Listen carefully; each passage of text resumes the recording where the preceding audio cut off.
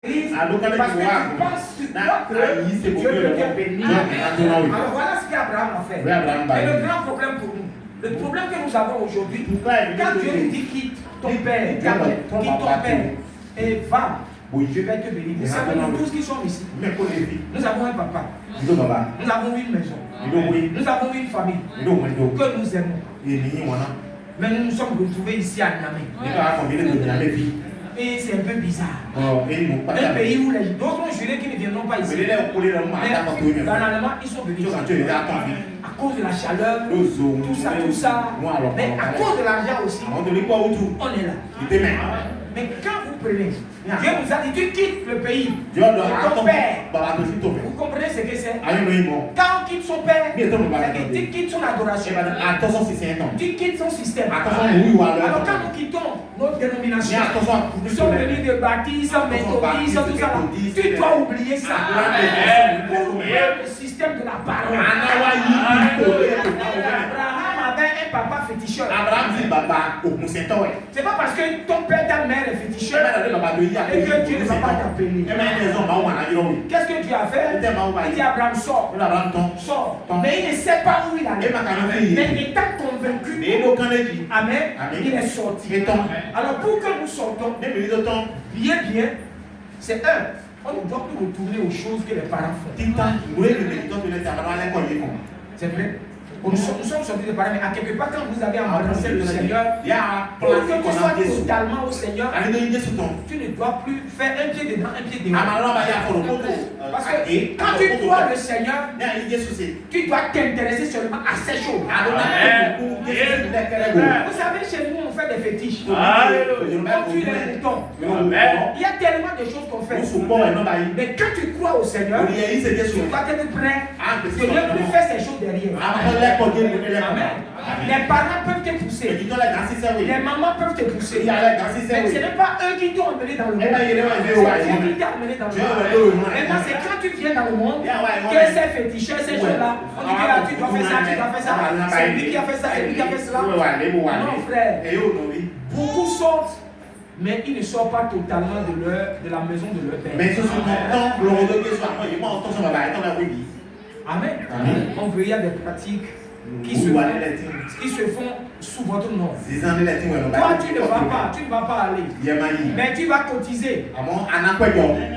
Tu vas dire non, il ne faut pas mettre ton argent là-bas. Amen. Peut-être si quelqu'un meurt, on dit que c'est une chose pour la famille, que le coup, il n'y a pas de problème. Mais pour dire qu'on va tirer pour les grands-parents, les oncles. Alors, tu es en ce temps-là. Tu adores un autre Dieu. Quand vous sortez du monde, vous savez le message là, vous devez être convaincu que le message est vrai. Si vous n'êtes pas convaincu, vous allez avoir deux papas. C'est-à-dire, l'église que tu as quittée, tu ne vas pas oublier leur pratique.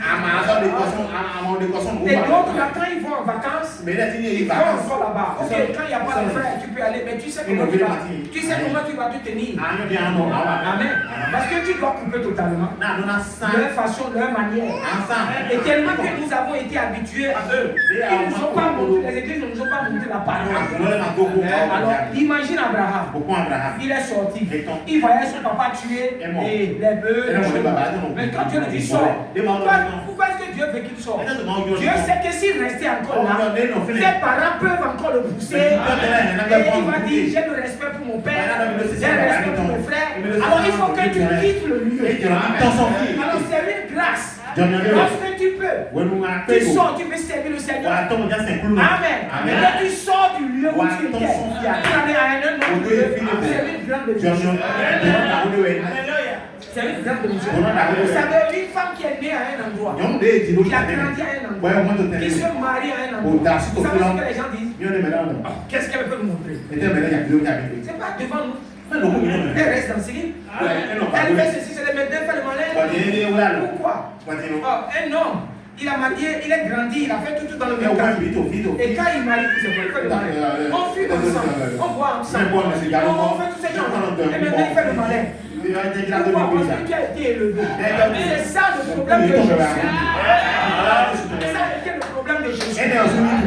Amen. Mais si Dieu peut te permettre que tu quittes le milieu, alors tu as permis à Abraham, quitte le milieu, et il a quitté. Et il y a eu une séparation vraie. C'est-à-dire, il n'a pas un homme ni quoi que ce soit. Mais en quittant, il a pris son père. Dieu n'a pas dit, prends ton père. Vous savez, l'amour pour ses parents peut te pousser à pécher. Et c'est ça le problème. Amen. Et Jésus a dit qu'un prophète, un enfant de Dieu, un prophète est rejeté dans sa maison. Vous savez, les gens allaient chez qui, c'est pourquoi quand il est bon, pour que tu aies d'influence, tu quittes là où on te connaît. Et Dieu va t'utiliser beaucoup. Parce que les gens viennent toujours, ils veulent te revenir en arrière. Il n'est pas bon de dire à quelqu'un. La fois passée là, il y a 10 ans de cela, tu buvais avec moi. Pourquoi maintenant tu fais le mal? La Bible a dit, oubliant ce qui est en arrière. Donc nous devons faire tout pour oublier, faire oublier peut-être nos amis, tout ça. On ne doit pas ramener le passé. Amen. On ne doit pas revenir.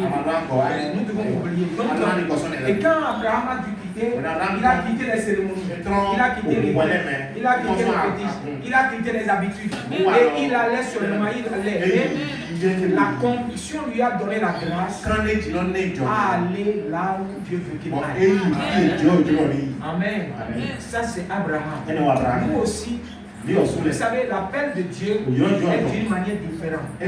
Quelqu'un peut venir parler à toi, c'est Dieu qui te parle. C'est Dieu qui te parle. Il utilise les et du coup, la chose résonne dans ton cœur. Alors tu suis Dieu. Alors quand tu suis Dieu, tu ne dois plus t'aller derrière. Jésus même a dit, et qui met la main à la charrue, on va plus regarder derrière. Donc vous voyez, alors nous sommes convaincus et qu'il y ait vraiment des séparations. Et c'est à partir de là que Dieu nous bénira. Vous êtes d'accord? Vous voyez exactement ici, je vais lire, parce que si je ne peux pas terminer, vous allez lire cela. Aujourd'hui, qu'est-ce qui intéresse les gens? Quand vous faites un mariage, vous les invitez qu'il aura des boissons. Il aura la danse. Ah, ils vont venir. Même les gens que vous n'apprenez pas vont accompagner quelqu'un. Quand nos enfants vont à l'école, c'est quand ils voient là-bas, ce qu'ils voient les autres font. Quelquefois, nos enfants, quand ils viennent à la maison, ils veulent faire ça. Et si la maman, tu ne la laisses pas faire ça, alors tu es méchant. Mais si tu la laisses faire ça, alors tu es gentil. Mais vous savez ce que Dieu dit pour une maman? Dieu dit, maman, l'éducation de l'enfant vient de toi. Un enfant ne connaît pas ce qui est bon pour lui, pour le futur. Donc c'est quand la maman croit, le papa croit, vous devez donner le chemin à suivre. Et demain, l'enfant va vous remercier. Peut-être dans les médias, il ne verra pas ça. C'est pourquoi dans les églises, on ne rencontre pas, oh, on va aller pique-nique, on va faire ça. Les gens n'aiment pas ça. Mais quand vous commencez à parler de ces choses, des danses, des modèles, des choses, vous savez, il y a des églises quand les gens sortent, il y a des retrouvailles de la danse. Les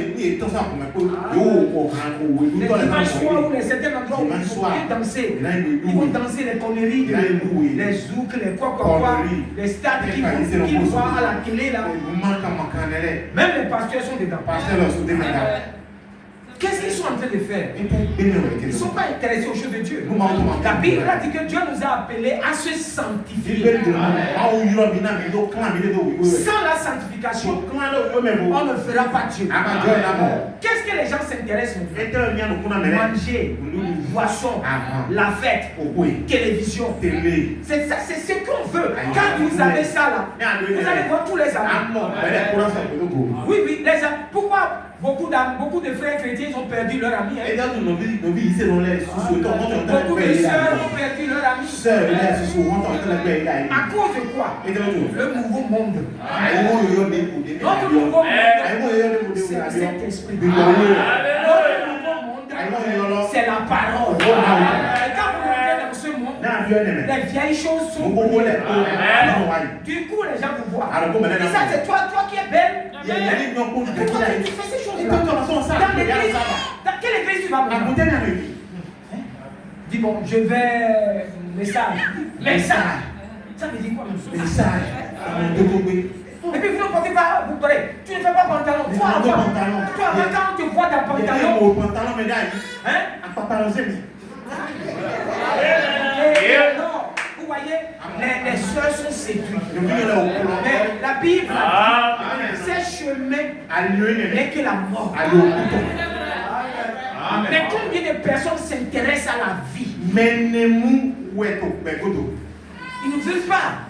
Jésus est le chemin. Jésus c'est la parole. Mais maintenant les gens veulent que nous ayons une assemblée où nous pouvons, on va aller danser, rire. C'est ça qui a fait qu'on a perdu, on a perdu beaucoup. Les gens veulent aller à l'église où on les dit, aller à l'église, mais danser, chanter, chercher les femmes, aller dans les bars, faire tout ce que vous voulez. Ça n'existe pas dans l'appel du Seigneur. Amen. Ça n'existe pas. Mais quand nous regardons l'église traditionnelle, ils font comme. Mais quand vous regardez dans 2 Timothée, chapitre 3, qu'est-ce que Dieu a dit là?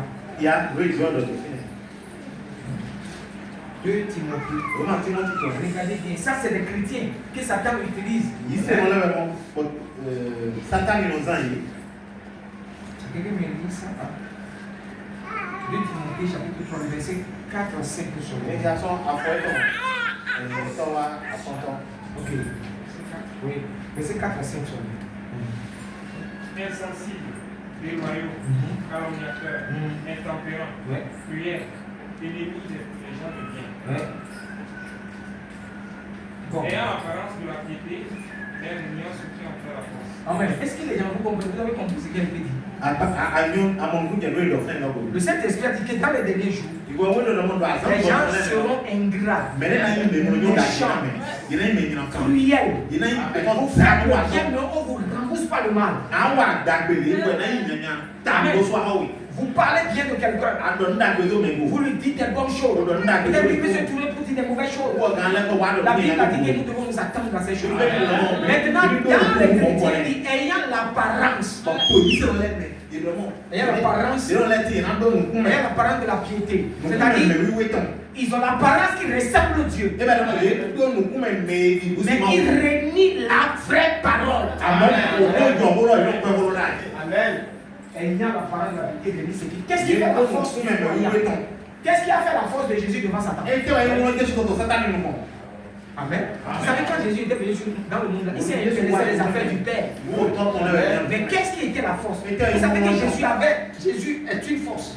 Mais il n'a pas utilisé sa propre force. Quand Satan a commencé les dégâts, alors la force que Jésus a utilisée, c'est la force parole. Amen. Qu'est-ce qu'il a fait? Quand Satan dit il est écrit, Jésus lui a dit aussi il est aussi. Alors Jésus lui a dit il est aussi. Et alors Satan a reculé. Alors quand nous prenons le chrétien, tu lui dis que la Bible a dit on fait ça, nous devons rester comme ça. Non, c'est pas ça. Notre église n'a pas dit ça. Le Saint-Esprit réel dans la parole fait la force. Amen. Et le chrétien aujourd'hui on fait l'amusement. Il dit ayant l'apparence. Maintenant nous tous nous sommes venus à l'église. Ça c'est l'apparence. Amen. Nous sommes venus à l'église. Amen. Ça c'est l'apparence. C'est les enfants de Dieu. Maintenant, ce qui fait notre force. Quand on ne nous fera pas, quand nous retournons au monde, alors comment vivons-nous? Comment agissons-nous? Est-ce que nous mettons la parole de Dieu devant nous?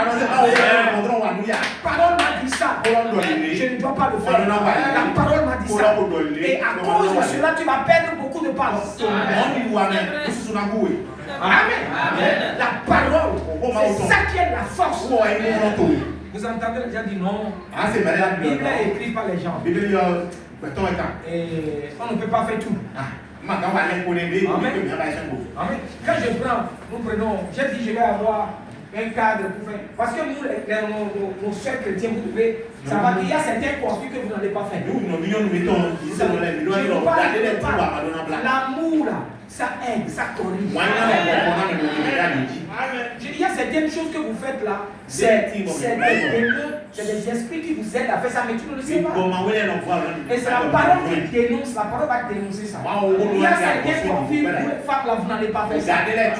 Parce que quand je parle de certaines personnes, Amen.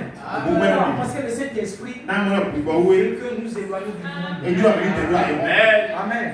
Donc, n'ayons pas cette apparence. Et quand tu vas te retrouver dans les cérémonies, dans ta famille, tu fous les boucles d'oreilles, tu fous les vernis, pour que les gens ne se moquent pas de toi. Qu'est-ce que tu as? L'apparence de la piété. Pourquoi tu vas avoir peur que la famille t'insulte? Si tu t'intéresses à Jésus, on n'a qu'à t'insulter à cause de Jésus. Et là, c'est une bénédiction. Amen. Nous commençons bien, mes frères. Combien vont rester quand Jésus va venir?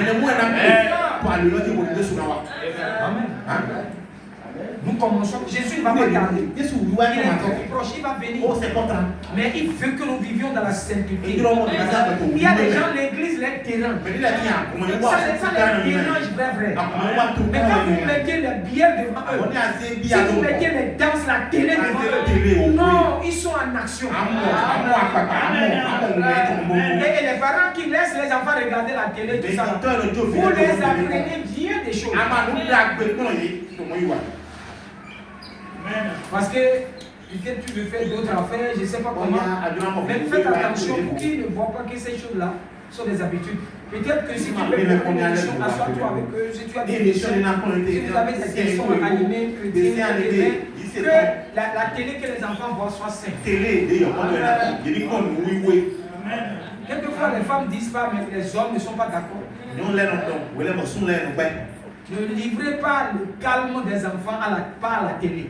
C'est pas si tu parce qu'il y a quelqu'un qui dit que quand l'enfant voit la télé, il est calme. Vous savez comment il reçoit, il avale les démons. Alors quand il ne voit pas la télé, il devient violent. Il voit quoi d'abord dans la télé? Amen. Toi, tu dis que oui, tu fais la bonne maman. Donc tu fais la mauvaise maman. Si tu es chrétienne là, frère, tout ce que vous voulez maman vous semer, Dieu vous demandera. J'ai parlé. Si le prophète a dit lui, il ne va pas avoir.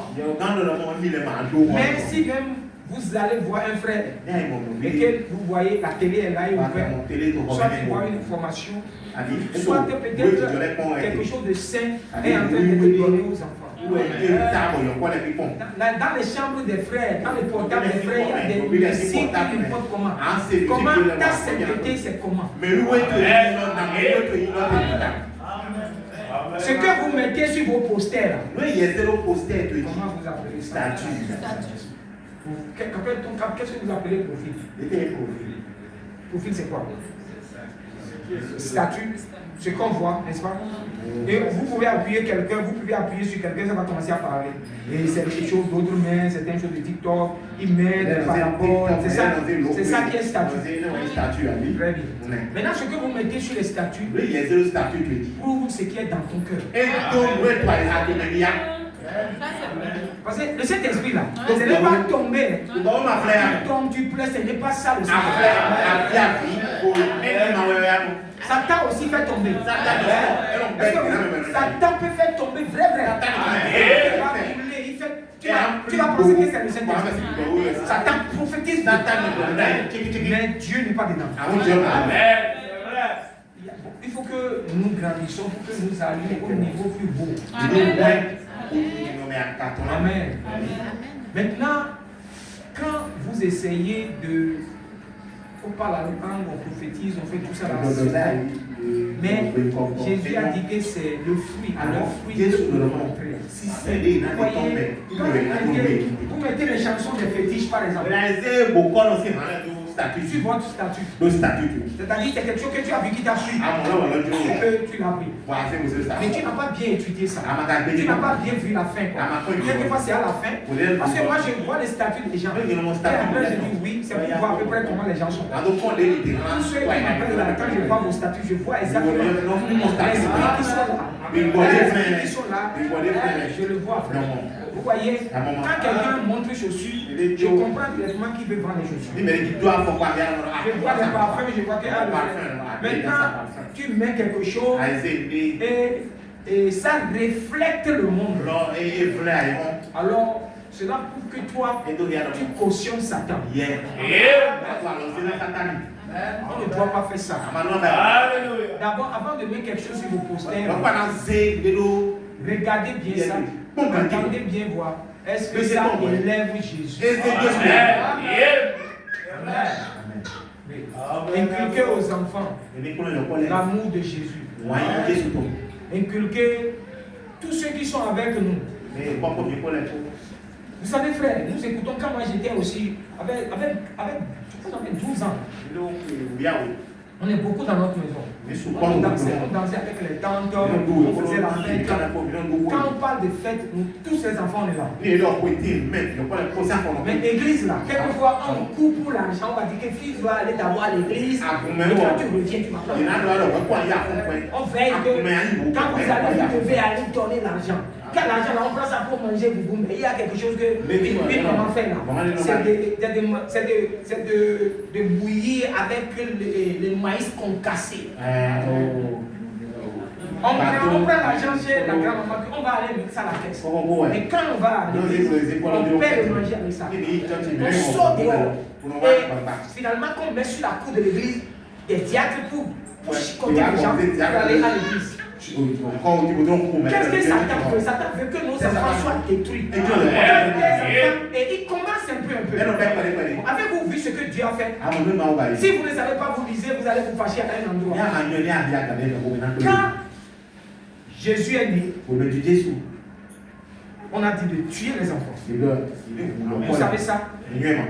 Mais quand David est parti aussi, ils sont partis à la guerre. Saül, tous ces gens-là. Dieu les a dit que tuez tout. Les enfants, les femmes, les hommes sont tués. Qu'est-ce que ça veut faire? Il a laissé les belles femmes. Il a laissé les enfants. Et ça n'a pas voulu Dieu. Et j'ai dit, mais pourquoi on doit tuer les enfants? Qu'est-ce que les enfants ont fait? Les démons se cachent dans les enfants. Et quand l'enfant grandit, si le peuple lui dit arrête.